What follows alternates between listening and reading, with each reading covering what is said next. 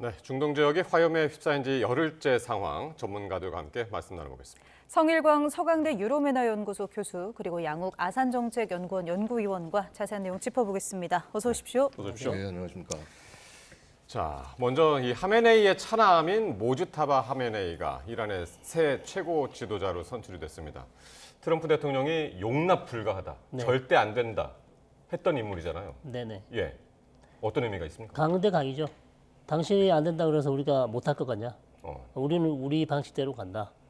그리고 아버지를 죽였으니까 아들을 새로 최고 지도자로 내세우면서 우리도 맞불을 놓겠다는 그런 이란의 그런 어떤 결기가 느껴지고요. 다만 이제 무자타바가 어떤 정책을 할지 들리는 소문은 뭐 아버지보다 더 강경하다. 또 뉴욕타임즈에서는 또 정반대 분석도 있었어요. 어느 정도 그래도 뭐 온건하다. 당신들이 그래요? 생각하는 것보다는 그렇게 강경하지 않고 중동의 어떤 실용적인 노선을 해온 사우디 MBS 모하마드 빈 살만과 견줄만 하다. 이런 또 분석도 있습니다. 그래서 어느 게 맞는지를 모르겠습니다. 이제 시간이 지나면 어떤 정책을 펼지 지켜보시면 어떤 인물인지 알게 되겠죠. 서방 매체들도 이 하메네이 2세가 집권한다는 게 끝까지 싸우겠다는 의지다 뭐 이런 보도를 냈고 정말 뭐 정면 도전, 결사항전 이런 의지가 좀 돋보이는 것 같은데요. 어떻게 보세요? 일단은요, 뭐 이게 그만큼 긴급한 상황일 수밖에 없었다고 보여집니다. 뭐 이란 입장에서. 예, 하메네이가 지금 없어진 상황이고 그것뿐만 아니라 각 그 뭐 혁명 수비대 지휘부 자체가 지금 괴멸이 되면서 사실은 이게 전쟁을 누가 어떻게 끌고 가야 될지조차 모르는 상황이에요. 사실은 이게 이제 참수작전의 위험성인데요. 참수작전을 너무 잘해서 협상할 상대방이 없어지면은 이런 일이 생기기도 합니다. 그러니까 상대방 지휘부가 없잖아요. 협상할 지휘부가. 예. 그 빨리 구성이 안 되니까 혼란이 되면서 전쟁이 되려 더 커지는 이런 일도 일어날 수가 있어요. 그래서 원래 2차 세계대전 같은 때도 보면 뭐 히틀러 제거 작전을 뭐 많이 이런저런 데서 시도를 한다라고 얘기했는데 이제 그 국가적 차원에서 이 부분을 좀 이렇게 별로 진지하게 접근하지 않은 게 야 그렇게 해서 나중에 전쟁 뒤에 이제 휴전을 하거나 서로 협상을 하는 게 도대체 누구랑 어떻게 얘기할 건데 예. 뭐 이제 뭐 이런 얘기가 있었습니다. 근데 이제 뭐 이게 뭐 반드시 뭐 그런 사태에 해당한다 해당하지 않다 참수작전이 잘못됐다 이런 말씀을 드리는 것이 아니라 지금 어떻게 보면 참수작전을 잘 수행했음에도 불구하고 되려 더 이 전쟁이 혼란으로 가는 그런 모습을 우리가 볼 수 있다고 말씀을 드릴 수가 있겠고요. 자 어쨌거나 이란 입장에서는 기본적으로 어떻게 보면 좀 정당성이 좀 떨어질 수도 있는 인물입니다. 어떤 의미에서 보면은요. 일단 외부적으로 봤을 때는 누구지 하면서 잘 모르고요. 물론 안에 내부 권력 안에서는 굉장히 실세였고 뭐 그림자 실세라고도 하고 뭐 어떻게 보면 문고리 권력 같은 그런 역할을 한 건데요. 자 그럼에도 불구하고 자 이런 이 사람을 곧바로 이렇게 그 뭐라고 그럴까 이 차기 지도자에서 선출됐다고 하니까 당장 혁명수비대에서 곧바로 지지 의사를 적극적으로 보냈단 말이죠. 결국 뭐냐면 이 인물이 결국 이 모주타바가 소위 신정 권력 네트워크와 그다음에 혁명수비대의 그 무력을 연결하는 접점에 있는 가장 적합한 인물로 판단이 됐기 때문에 결국 선정이 된 게 아닌가 이렇게 생각이 됩니다. 문고리 권력이라는 말씀도 하셨습니다. 그만큼 이제 그 이란 내부에서는 이제 지도부 내부에서는 이제 실세로 그렇죠. 통하는 인물이 아닐까 네, 싶은데 네. 하메네이가 생전에 그러니까 죽은 하메네이가 생전에 세습은 반대해왔다고 그러고 있고요. 네. 그러니까 워낙 지금 성 교수께서 이제 중동 전문가시니까 여쭤보면은 1979년 이슬람 혁명 이후에 부자 세습은 이제 처음이라면서요, 이게? 그렇죠. 부자 세습 최고 지도자를 부자 세습한 거는 뭐 없죠. 있을 수가 없죠. 예. 왜냐하면 일대 최고 지도자는 아야톨라 호메인이고요. 89년에 사망하고 바로 지금 알리 하메네이가 2대 최고 지도자로 됐죠. 뭐 전혀 뭐 친척 관계도 아니죠. 예. 근데 지금 아들이 바로 부자 세습을 하게 됐어요. 그래서 예. 이게 상당히 지금 문제가 될 수 있어요. 지금은 전쟁 중이니까 이란 국민들이 아무 얘기를 안 하고 있지만 뭐 사실 아버지가 반대했다는 얘기도 있고 아버지가 또 미리 뽑았다는 얘기도 있어요. 그러니까 지금 상당히 지금 상반되는 보도들이 많습니다. 예. 그래서 이게 사실 2024년에도 이란 정권 신문에서는 이미 비밀리에 모자타바가 최고 지도자로 선출이 됐다. 이런 보도도 있었어요. 당연히 이거 이란 내에서는 공개를 못했죠. 왜냐하면 반대가 심하기 때문에. 네네. 자, 그래서 지금 들리는 얘기는 거리에서 지난 1월달에 반전부 시위 때는 알리 하메네이에게 죽음이라는 구호였는데 지금 구호 바뀌었답니다. 무자타바에게 죽음이라는 구호가 지금 조금씩 들리기 시작했다는 거거든요. 그럼 예. 이미 지금 반감이 많다는 거예요. 이란 국민들 중에서는. 왜? 1979년 혁명 이후에는 왕정을 무너뜨리고 혁명을 했으면 지도자는 세습을 하면 안 된다는 거예요. 예. 이게 왕정도 아니고 왜 세습을 하냐는 거예요. 그러게요. 근데 이런 금기를 깨고 지금 모자타바가 됐기 때문에 향후 뭐 전쟁이 어떻게 될지 모르겠습니다만 뭐 이란이 이 전쟁에서 살아남더라도 이란 국민들이 상당히 이 부분에 대해서 문제 삼을 가능성도 충분히 있다고 봅니다.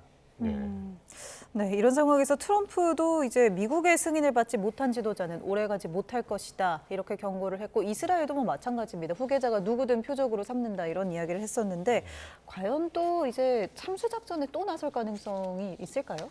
물론 있죠. 그러니까 기본적으로 지금 이 전쟁의 흐름을 보고 계시면은요, 미국과 이스라엘 간에 서로 굉장한 분업이 이루어지고 있는 부분을 볼 수 있습니다.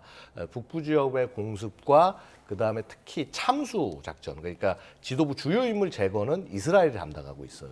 그래서 사실은 그래서 우리가 굉장히 재밌는 장면을 목격한 게 재밌다는 표현이 좀 죄송합니다. 하지만 좀 약간 독특한 장면을 목격을 한 것이 트럼프가 우리가 뭐 차기 지도자로 뭐 이런 걸 생각하고 있었는데라고 얘기하다가 금방 있다가 근데 죽어서 뭐 딴 사람을 찾아봐야겠다. 그건 뭐냐면은 미국도 솔직히 이 참수 작전 제거하고 하는 거에 있어서 자기의 의사가 100% 반영된 채로 진행되는 건 아니다. 거의 이스라엘이 자동적으로 수행을 하고 있다라고 봐야 될 것이고요. 자, 그렇게 해서 당연히 그러면 이스라엘은 특히나 강경파로 보이는 이 모주타바를 그냥 내비두진 않을 겁니다. 자, 그런데요, 한 가지 이제 차이가 뭐냐 하면은요. 자, 이미 지금 이란은 참수 작전 공격을 당했단 말이죠.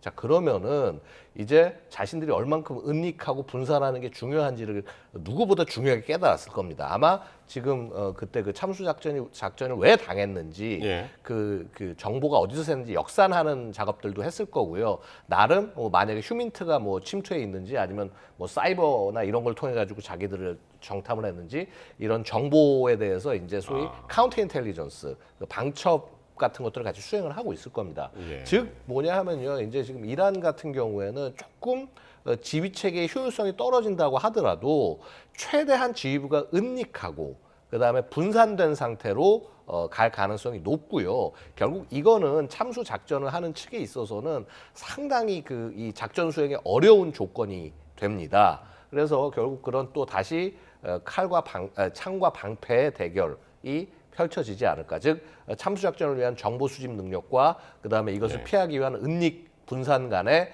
그 싸움이 계속될 것이다. 그렇게 생각합니다. 예.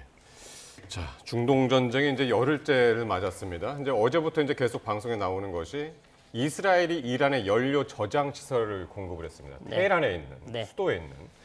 그러면서 정말 까만 그 구름이 이제 위로 올라오고 불길이 치솟고 또 기름비가 내렸다고 하는 이야기도 들려오고 네. 에너지 시설을 타격한 이유는 뭘까요? 이스라엘. 자, 에너지 시설은 기본적으로 전쟁을 벌이는 국가 간의 에너지 시설은 어찌 보면 지극히 당연하다. 왜냐하면 혁명 수비대가 어떻게 전쟁을 준비하고 로켓을 탄도미사일을 세우고 이동을 하고 필요한데 다 정유 시설이 필요하거든요. 기름이 필요하단 말이에요. 네. 자, 그렇다면 전쟁을 하고 있는 국가가 상대방의 전력 시설, 기관 시설, 예. 도로, 항만 이거는 뭐 기본적입니다. 그렇기 때문에 저는 뭐 이게 무슨 자연 재해를 만들기 위해서 일부러 정유 시설을 공격했다. 전혀 그렇지 않죠. 당연히 이란의 정유 시설은 너무나 소중한 시설이고 네. 또 이것을 이용해서 계속 전쟁을 이어가야 되는 필요가 있는 혁명 수비대를 약화시킬 수 있는 가장 약점이라고 할 수 있거든요. 그렇기 때문에 이스라엘은 당연히 공격을 했고요. 추후에도 아마 여기에 대해서 공격을 할 텐데 문제는 미국이 반대를 하고 있어요. 그러니까요. 네. 예, 미국이 반대하는 이유는 자연재해 때문이 아니고 유가가 올라가기 때문에 반대를 하고 예. 있는 거죠. 예. 유가가 너무 올라가니까 그 부분에서 반대를 하고 있는데 이 부분에 대해서는 역시 미국과 이스라엘 간에 약간의 불협화음이 있는 것은 뭐 맞는 것이죠. 그러니까 아무래도 트럼프 대통령 입장에서는 미국 내 물가 안정이 좀 최우선 과제이기도 한데 이제 그런 점 때문에 좀 불협화음이 이제 생기고 있다고 보시는 거죠? 그렇죠. 경제 문제를 아무래도 할 수밖에 없는 미국과 네. 이스라엘 입장에서는 그건 미국이 생각할 일이고 나는 잘 모르겠다. 우리는 우리의 목표물을 향해서 그냥 끝까지 가겠다라는 예. 이스라엘의 생각이죠. 그러니까 뭐 전쟁에서 뭐 이기려면은 무슨 짓을 못 이건 아니잖아요. 사실은 이 지금에 와가지고 현대 사회에서 그렇죠. 뭐 옛날에야 뭐 그럴 수도 있겠지만 뭐 민간인 사살이라든가 그건 그런 아니죠. 것도 있을 수 있지만은 그러니까 미국의 반응이 오히려 좀 더 상식적인 것 같기도 하고. 글쎄요, 기본적으로는 미국 입장에서는 이 전쟁이 지금 확대되는 듯한 외양은 최대한 피해야 될 겁니다. 그리고 사실은요, 지금 이제 이 전쟁의 흐름을 한번 좀 짚어보면은요, 이 소위 이 에픽 퓨리 작전이 설계된 모습을 보고 있으면은, 자, 기본적으로는 궁극적 목표 중에 하나는 이란의 핵 시설을 핵 개발 능력을 제거하는 것이지만요. 굉장히 단기 목표이자 중요한 목표 중에 하나는 이란의 군사력 자체를 무력화시키는 거에 중점을 두었단 말입니다. 그래서 개전한 이후의 모습을 보고 있으면은요. 자, 이 작전 거의 한 1일차, 2일차 내에 그 방공망을 제압을 했고요. 방공망을 제압해야지 그다음부터 마음대로 폭격을 하니까 2일차부터는 본격적으로 전략적 표적에 대한 폭격을 가합니다. 그래서 뭐 이미 첫날도 이루어졌긴 했습니다만은 지휘부에 대한 공격, 그다음에 미사일 발사 시설, 미사일 부대들, 그다음에 드론 관련된 이것들을 공격하고 자 그것이 어느 정도 정리가 되면서 또 동시에 일어난 것이 해군 함정들을 공격을 합니다. 그래서 어찌 보면은 가장 위험한 것 중에 하나인 잠수함들까지도 대부분 격침을 시켰단 말입니다. 그래서 그게 이미 작전한 지 6일차, 7일차에 거기까지 갔어요. 그리고 이제 아시다시피 한 7일차 정도부터는 이란의 군사 인프라를 공격을 했단 네. 말입니다. 이미 인프라 공격 단계가 되면은요, 군사 표적은 다 공격을 해서, 그러니까 소위 군사 작전으로 항공 공습으로 없앨 수 있는 대표적인 군사 표적들은 다 제거를 했다는 소리입니다.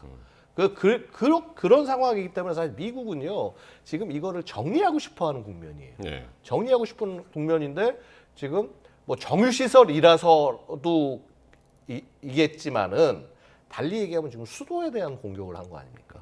그것도 민간인들이 옆에 있는 그런 시설에 대한 공격이고요. 이거는 확전 일로로 가는 거가 되는 거거든요. 그래서 미국 입장에서는 당연히 이거 지금 뭐 하는 짓이냐라는 소리를 할 수밖에 없다는 그러니까 거죠. 그 어제도 나온 얘기가 이란에 대한 엄청난 타격이 있을 것이다라고 미국이 이야기를 했고 예고를 했고 네네. 바로 몇 시간 뒤에 이 정유시설 타격이 있었단 말이에요. 이스라엘이 네. 공격하는. 네네네. 그래서 그때까지만 해도 이거 둘 서로 짠 거 아니냐? 그건 아니죠. 그랬는데 공격을 하니까 미국이 노발대발한다는 그렇죠. 거예요. 이거는 어떻게? 그러니까 이해가 미국은 사실 정유시설 공격을 원하지 않았던 것 같아요. 지금 뭐 일단 지금 드리는 말씀이지만 만약에 원했다면 저렇게까지 노발대발할 이유가 없죠. 상당히 불쾌감을 표시하고 예. 미국 관리가 상당히 이스라엘에 대해서 지금 세계 경제가 어려운 상황에서 정유시설까지 그렇게 공격하는 것은 바람직하지 않다 이런 여러 가지 표현을 했단 말이에요. 아니면 짜고 치는 고스톱일 수도 있겠지만 제 생각엔 그럴 것 같지는 않습니다. 그래서 미국 쪽에서는 상당히 이 부분에 대해서는 불쾌해하고 있기 때문에 좀 이스라엘 측이 좀 많이 나갔다. 좀 단독으로 정유시설 공격했기 때문에 아마 추가적인 공격은 미국하고 아마 논의를 해야 될 거예요. 이거 한 더 이상. 30곳 정유시설. 예, 30곳을 때렸어요. 근데 뭐 이란도 걸프국가에 정유시설 때렸습니다. 네. 예, 그렇죠. 예, 그러니까 지금은 사실 그건 뭐 맞대응 차원인지 뭐 그렇게 이해를 그렇죠. 하면 됩니까? 이란이 가장 아픈 부분, 경제적으로 가장 중요한 부분에 그런 자원을 계속 때리는 거죠. 그렇게 해서 최대한 이 전쟁을 계속 이란이 아프도록 하는 게 지금 이스라엘의 목표니까요. 네. 이렇게 연료 저장하는 곳 공격에 이어서 이제 담수화 시설까지 또 서로 공습을 하기도 했는데 사실 걸프 국가들은 이 해수 담수화 시설이 뭐 생명수나 마찬가지 같은 시설이잖아요. 대부분 식수를 여기에 의존하고 있고 이 부분에 대해서 이제 다른 걸프 국가들과의 어떤 관계도 좀 그러니까요, 이게 결국 이제 보시면은 앞에는 정유시설을 공격을 했잖아요. 그런데 담수화 시설로 바뀐다라는 거는 일단 표적으로서 정유시설보다 담수화 시설 쪽이 훨씬 더 공격이 더 쉽기 때문이겠죠. 이 담수화 시설에 관한 예를 들어서 방공망이나 방호망이 정유시설만큼 철저하게 되어 있지 않습니다. 게다가요, 이게 효과가 사실은 이 정유시설이라는 거 물론 굉장히 비싸기도 하고 하지만은 의외로 이렇게 다시 설치를 하는 게 생각보다 빠를 수 있어요. 최소한 담수화 시설이 무너진 거를 재건하는 것보다 정유시설을 재건하는 게 훨씬 더 빠릅니다. 그 다음에 또 더 큰 건 정유시설 재건이 빠르다고요? 예, 상대적으로 더 빠릅니다. 예. 예. 그리고 왜냐면 이거는 담수화 시설은 대대적인 토목공사예요. 예. 그리고 그 다음에 이제 이런 거죠. 이 국민들에 관한 압박은요, 정유시설을 공격하는 것보다 그 담수화 시설을 공격하는 게 그 나라 개개인적으로 훨씬 더 아픕니다. 예. 그 다음에 또 하나, 정유시설을 공격하게 되면 전 세계 국가들이 가만히 있질 않죠. 그래서 심지어 뭐 유럽에서 뭐 지금이야 다시 얘기가 잦아들었습니다만 참전을 할 수 있다는 얘기까지 나오고 있지 않았습니까? 이게 국제 인도법에도 좀 위배되는 건가요? 담수화 시설까지 건드린다는 게? 그 부분에 대해서는 아마도 좀 이 민간인들을 네네. 겨냥을 하게 되는 거기 때문에 당연히 이런 부분에서 제한은 있을 겁니다. 그런데 지금 이러한 입장에서는 어쨌거나 상대적으로 쉬운 표적 그리고 상대적으로 파급력이 더 큰 표적을 찾아서 이렇게 공격을 하는 과정에서 담수화 시설이 공격의 대상이 되지 않았을까, 뭐 이런 그 추정도 가능하겠습니다. 근데 그 딜레마가요. 네. 보시다시피 이 수치를 보시면 사우디나 쿠웨이트나 카타르 담수화 수치가 훨씬 높습니다. 식수에서 담수를 해서 담수가 차지하는 식수 비율이 사우디나 쿠웨이트나 걸프 국가가 훨씬 높아요. 80에서 이란보다. 90%. 예, 이란은 10%도 안 돼요. 그러니까 그걸 공격하면 예. 오히려 반격을 당하면 아랍에미리트 같은 국가는 국민들이 어마어마한 고통을 겪을 수 있어요. 물을 사와야 돼요, 이제. 예. 이걸 맞으면. 예. 그러니까 걸프 국가는 손쉽게 지금 공격할 수가 없죠. 이란의 이런 담수 시설을. 오히려 지금 그리고 정유 시설을 지금 계속해서 막고 있지만 이란에 대한 반격을 군사적 수단을 쓰지 못하고 있잖아요. 네, 그런 측면에서 지금 어려운 측면이 있다 이렇게 보시면 되겠습니다. 어쨌든 그 민간인들 피해가 이제 그쪽으로 이제 더 확산이 돼가지고 그렇죠. 저희들로서 이제 걱정할 수밖에 없는 그런 상황인데 어쨌든 지금 이란이 중동에서 이제 레이더 시설하고 뭐 방공 시스템을 이제 집중 공격을 하고 있는데 이게 굉장히 정밀하게 타격을 했나 봐요. 그래서 이제 왜 어떻게 이렇게 할 수가 있지 보니까 러시아가 배경에 있다. 네. 그럴 수 있는 겁니다. 지표를 찍어준 거죠. 인공위성이나 다양한 어떤 위성 사진 이런 것들로 이란에게 네. 좌표를 찍어주면 그 좌표에 맞게 탄도미사일을 쏘거나 아니면 드론을 쏘거나 아니면 예. 순항미사일을 쏴서 정확하게 맞추는 방식이죠. 그러니까 기존에 할 수 없었던 건데 그 러시아가 그런 방식으로 지금 이란을 돕고 있다는 거죠.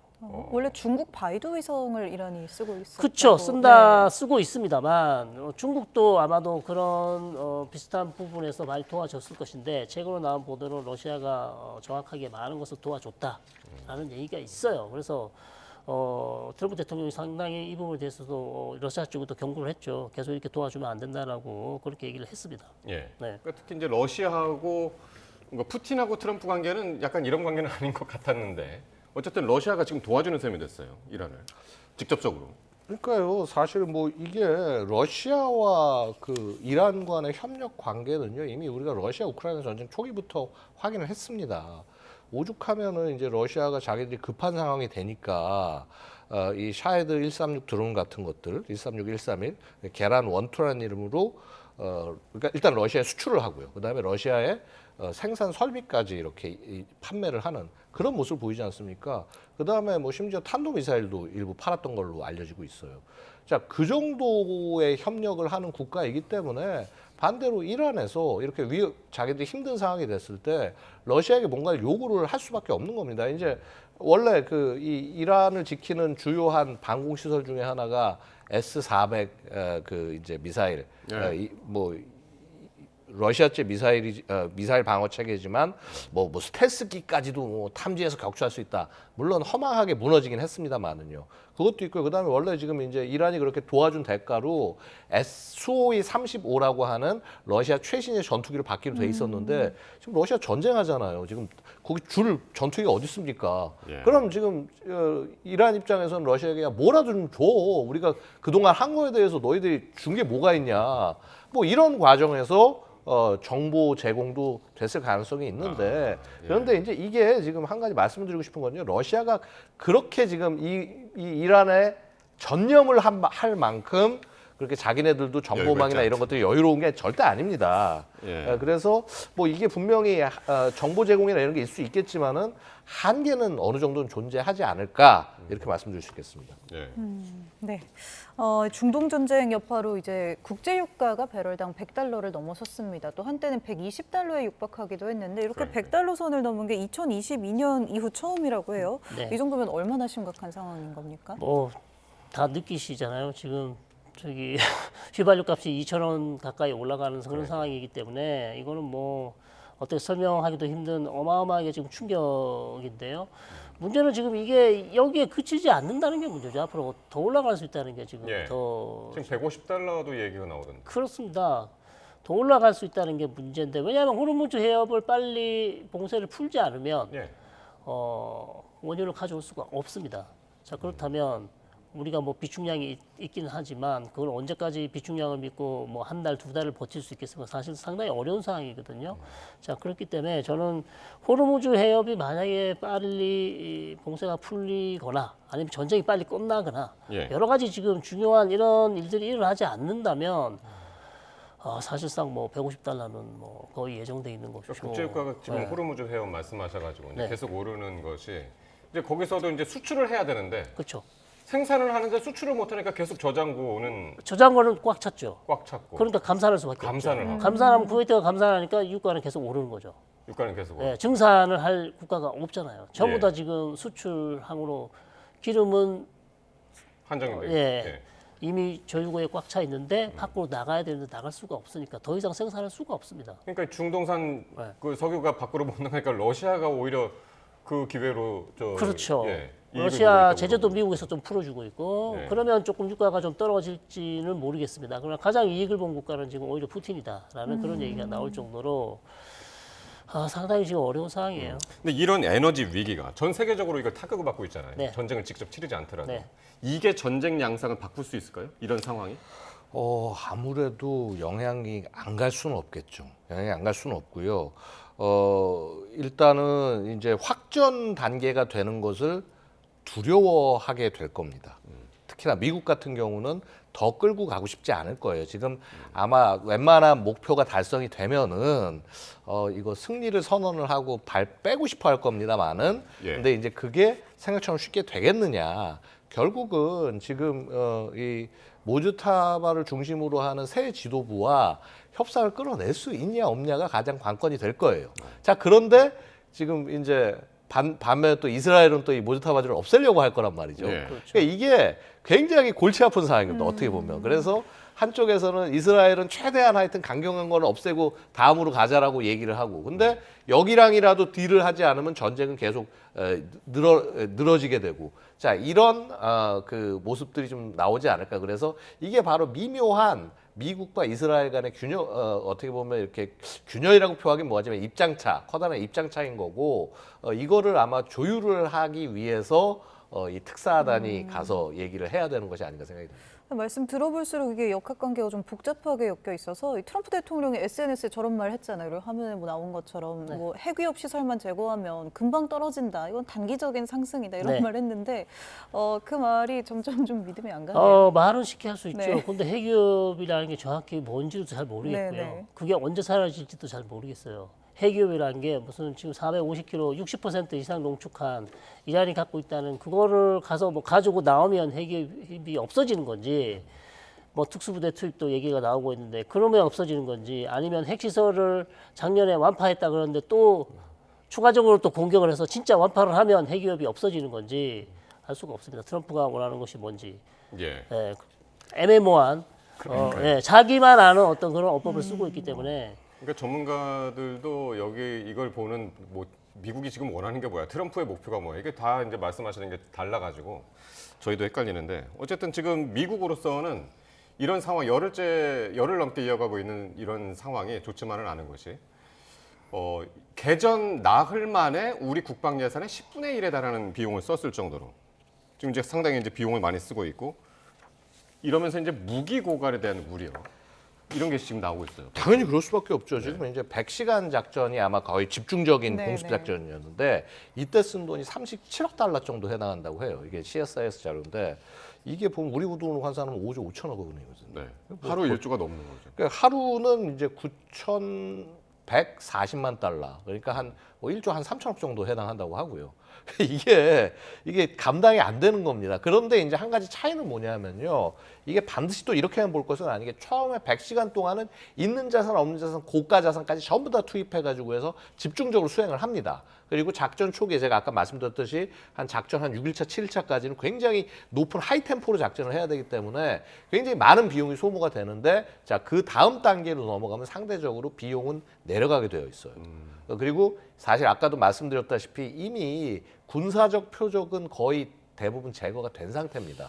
그러니까 이게 이제는 작전이 어떤 수준이 되냐면 자, 이 안에 막 지하에 숨어가지고서 몰래 발사하는 미사일이나 드론들 같은 것들을 찾아가지고 경멸하는 건데 사실 이거는 지상군이 가가지고 가서 아예 점령해가지고 거기를 털어내거나 네. 그렇지 않으면은 완전히 방공망을 장악한 상태에서 이제 방공망을 제압한 상태에서 하늘을 장악하고 내내 상공에서 대기하면서 초계하다가 뭔가 공격이 있다 그러면 그거 쫓아가서 이제 공격하고 이런 식으로 대응할 수밖에 없는 그런 거예요. 그러니까 이제 사실은 우리가 생각하는 막 전쟁에서 막 엄청나게 서로 치고받고 싸우는 거는 이미 그거는 애초에 있지도 않았고 일방적인 공격이었고 지금 이제 이 몰래 써서 공격하는 쪽과 이제 그것을 찾아내려는 그런 작전 단계로 바뀌어가는 거죠. 그러니까 미국 입장에서 아까 트럼프 뭐 얘기한 게 뭐 야 뭐 핵능력 제거하면 이거 된 거다. 네, 뭐 평화 찾아온다. 네. 그거 왜 그러냐면 지금 전쟁 빨리 끝내고 싶단 말이에요. 지금 어쨌거나 정치적 승리를 어떤 식으로는 이렇게 정리를 한 다음에 빨리 이게 퇴출을 하려고 하는 게 미국 쪽의 속내가 아닌가 생각이 돼요. 그러니까 미국도 지금 어느 정도는 출구 전략을 슬슬 찾아야 되는 시점인데 이란 초등학교 공습했던 영상이 이게 공개되면서 또 논란이 좀 큽니다. 이 영상에서 토마호크 미사일이 등장했다고 하는데 이게 미군의 주력 무기잖아요. 그래서 그렇죠. 이 미군 소행이라는 분석이 좀 나오는 것 만약에 같아요. 토마호크가 맞다면 사실상 부정할 수 없는 확실한 증거가 되겠죠. 미국에서는 계속해서 우리가 아니라고 얘기를 했고 오히려 이 초등학교 근처에 해병수비대 시설이나 군 시설이 있었고 그쪽에서 대응하다가 잘못 쏴서 오히려 학교에 떨어졌기 때문에 우리하고 상관이 없다고 얘기를 했지만 만약에 지금 이 증거 즉 토마호크 미사일이 맞다면 이건 미국만이 쓰는 미사일이지 않습니까? 자 그렇다면 이거는 미국의 오폭 실수라고 볼 수밖에 없는 것이죠. 그러니까 트럼프 대통령은 이건 이란 소행이다. 우리가 한 게 아니다라고 얘기를 해가지고 이게 첫날이었잖아요. 2월 28일 첫날. 그러니까 이게요. 그러니까 지금 제가 이제 한 가지 말씀드리고 싶은 건 이겁니다. 이게 과연 표적을 어떻게 이런 표적이 선정이 됐냐. 사실은 이제 이 되게 중요한 게 전쟁을 하기 전에 되게 중요한 게 뭐냐면요. 표적이 뭔지 파악을 하는 겁니다. 그래서 표적을 제거를 하는 게 전쟁 작계의 굉장히 중요한 부분이에요. 그래서 이번에도 보면은 아까 말씀드린 100시간 작전을 하면서 개전 첫날부터 척에 제거해야 되는 표적이 1000개가 넘었습니다. 근데 그럼 이 1000개가 넘는 표적을요 분석하고 정리하고 하려면은 사람들이 굉장히 거의 한 100여 명 넘는 사람들이 달려들어서 몇 개월을 심지어 수년을 분석을 하고 준비를 해야지 가능한 건데요. 이게 이번에 보면은 그걸 사람이 한 게 아니라 AI가 했어요. 그 얘기 계속 나오고 있지 않습니까? AI가 전쟁에 참여했다. 그러니까 이게 뭐냐면은 이스라엘이 이미 이제 그 지난 그 하마스 전쟁 때도요 보면은 가자 지구의 터널들 이렇게 그 공격을 하고 할 때 터널 입구 찾는 게 되게 힘들거든요. 근데 이제 그거를 CCTV 같은 것들을 갖다가 교통 TV 이런 것들을 이제 해킹해가지고 해서 정보를 수집한 다음에 소위 성인 남성, 총 들고 싸울 수 있는 성인 남성들이 가장 많이 왔다 갔다 하는 데를 찾아서 요거네 하면서 그 데이터를 바탕으로 해서 표적을 식별해서 만들어 나갔습니다. 그게 AI로 한 거예요. 이번에도 마찬가지로 이 이란 내 그 표적을 식별을 하는데 이스라엘이 기본 정보를 굉장히 많이 제공을 했을 거고요. 그 과정에서 AI를 썼을 거고 그 다음에 뭐 미국도 아마 AI를 썼다라고 얘기하는데 이스라엘만큼 집중적으로 썼는지는 잘 모르겠습니다. 어쨌거나 이 표적 식별이 근처에 해군 기지 있다고 그랬잖아요. 그러면 뭔가 이 AI가 판단을 잘못해서 이게 표적이네. 여기 사람들 많이 왔다 갔다 하니까 이거 표적이다라고 한 거를 그냥 제대로 확인을 하지 않고 공격을 하다가 일어난 사고일 수 있어요. 자, 이렇게 되면 이거 책임을 누가 어떻게 져야 될 거냐. 그러니까 아니 하다못해 교통사고도 뭐 자율주행으로 네. 하다가 뭐 사고가 났다고 해서 운전자가 책임이 없는 게 아니잖아요. 그렇죠. 어쨌든 뭐 AI로 했건 뭐로 했건 이게 만약 미국의 소행이라면 결국에는 미국의 소행이라면 이게 국제적으로도 상당히 여론이 안 좋아질 것 같은데. 그렇죠. 이거는 미국이 소행이 맞다면 뭐 의도적으로 하지 않았지만 예. 미국이 소위 말하면 전쟁 범죄로 갈 수도 있죠. 전쟁 범죄. 예, 민간인 시설에 대한 어떤 공격이 있기 때문에 예를 들어서 이스라엘이 가자 지구에서 많은 사람들이 이와 비슷한 사례로 죽는 경우가 많단 말이에요. 그런 건 대부분은 이제 전쟁 범죄로 갑니다. 그렇기 때문에 상당히 이제 이 부분은 이거는 그러니까 전쟁이 끝나더라도 문제가 될 것 같은데 이거는. 뭐 이제 계속 문제가 되겠죠. 그런데 네. 이제 또 달리 얘기하면요. 이런 오폭 공격을 가장 많이 한 국가 중에 하나가 이스라엘입니다. 그런데 그렇죠. 이스라엘 우리가 여태까지 전쟁 범죄로 처벌된 적 있습니까? 사실 가자지구 사태 때도 이스라엘은 늘 거센 비난을 많이 받았잖아요. 여기는 AI 의존하고 하다 보니까 이때도요. 그러니까 100%가 아니었어요. 그게 그 표적이 그러니까 최소한 한 뭐 7, 8% 정도 이상은 틀렸어요. 표적이. 그래서 엉뚱한 사람들이 희생이 됐습니다. 그래서 분명히 이런 부분들은 그래서 우리가 AI를 함부로 믿고 함부로 신뢰를 하면 안 되는 이유가 사실은 여기에 있다라고 말씀을 드릴 수 있겠고요. 뭐 이거를 뭐 전쟁 범죄 차원에서 접근을 하기 위해서는 굉장히 더 많은 요소들이 고려가 될 수밖에 없다고 말씀드리겠습니다. 예. 자, 이제 이스라엘 기자들이 이걸 많이 물은 모양이에요. 트럼프 대통령한테 이란 전쟁 종식 문제를 네타냐후 총리하고 이제 상의를 하겠냐, 뭐 이렇게 물었던 것 같아요. 그랬더니 상의하겠다라고 했는데 네. 어떻게 들으셨습니까? 요거는 요 질문에 요 질문에 저희를 제가 설명을 드릴게요. 예, 왜 이스라엘 기자들이 이런 질문을 하냐면 네, 지난 작년 6월이었죠. 이스라엘하고 이란하고 전쟁이 끝날 때 12일 전쟁이었죠. 12일 전쟁이 끝날 때 전혀 이스라엘하고 사이가 안 되고 트럼프 대통령이 그냥 마음대로 휴전, 그 양측이 다 휴전을 따라갔었어요. 그러니까 네. 이스라엘은 뭐 대충은 감은 들었겠죠. 무슨 언질은 들었겠지만 전혀 대비가 없는 상황에서 휴전이 됐고요. 이스라엘은 뭐 트럼프가 하라니까 할 수밖에 없었고 더군다나 휴전이 지나고 나서 이란 쪽에서 이스라엘로 미사일을 한 방 더 쐈어요. 근데 거기에 대해서 이스라엘은 끝내고 싶지 않았군요, 그러면. 그렇죠. 근데 왜냐하면 휴전이 끝났는데 이란 쪽에서 한 발을 쐈기 때문에 거기에 대응해서 이스라엘이 전투기가 날아갔어요. 한 20대가 테헤란으로. 예. 그런데 그걸 트럼프 대통령이 들었어요. 그 전화기를 들고 호통을 쳤습니다. 욕까지 하면서 뭐 하는 짓이냐. 지금 내가 휴전하라고 얘기하지 않았니? 트럼프는 그때만 해도 전 세계적인 평화 전도사였죠. 예. 그런데 그래서 전투기가 테헤란을 공습을 하지 못하고 그냥 저기 숲에다가 폭탄을 던지고 그냥 돌아왔습니다.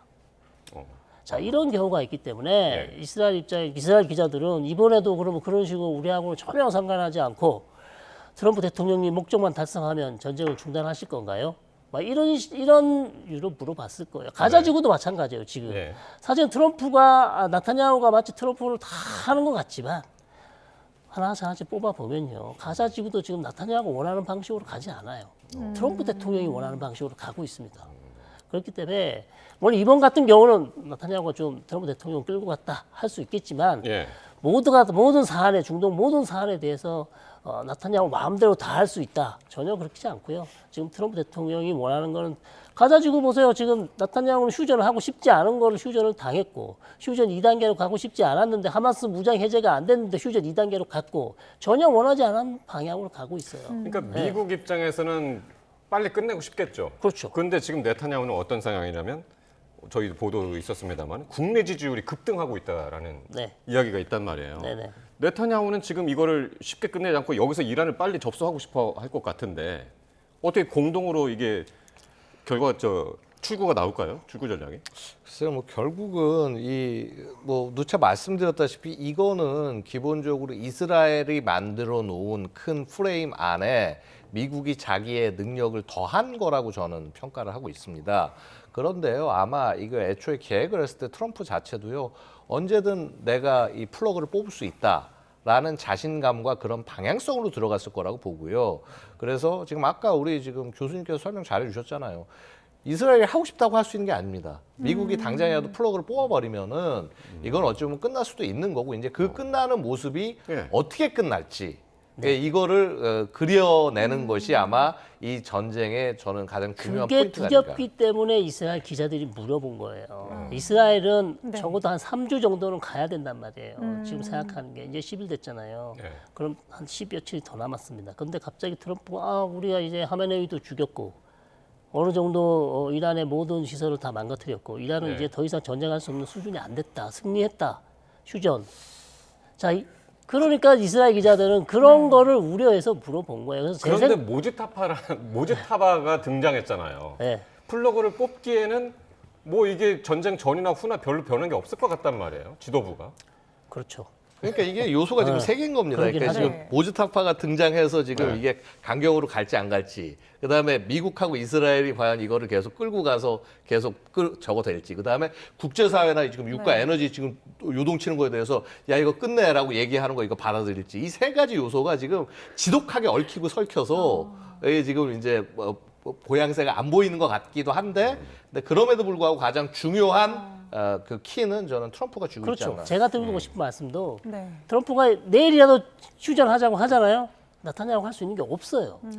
없습니다. 그러니까 휴전을 할 수밖에 없다. 허전을 할 트럼프 수밖에 말을 들을 없어요. 수밖에 없다. 예, 그럼요. 어떻게 그러면 트럼프 대통령이 휴전하고 이제 그만하자고 하는데 예. 그걸 무릅쓰고 자기 혼자서 공격을 한다고요? 그거는 저는 어렵다고 봐요. 지금 결사항전 외치고 있는 이란 입장에서도 뭐 정보기관이나 제3국 통해서 어느 정도 조건 타진한다 이런 보도도 그렇죠. 계속 그럼도 나왔었잖아요. 계속 나오고 네. 있죠. 이미 벌써 나왔지만 그래서 물밑에서는 계속 이란하고 협상을 하고 있을 거예요. 어떤 방식으로든. 네. 그러나 그게 이제 아주 가시적인 성과가 안 나왔을 뿐이고요.